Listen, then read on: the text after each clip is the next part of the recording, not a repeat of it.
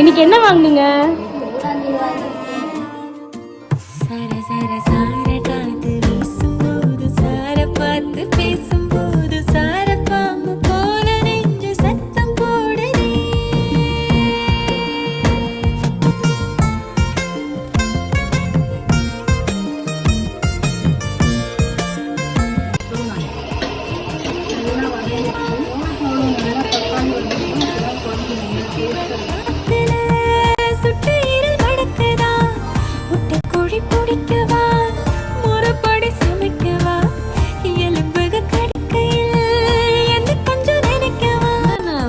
குழம்பு பண்ணா நல்லா இருக்கும். எனக்கு தெரிஞ்சு ஊடா மீன், சங்கரா மீன், கொடுவ மீன்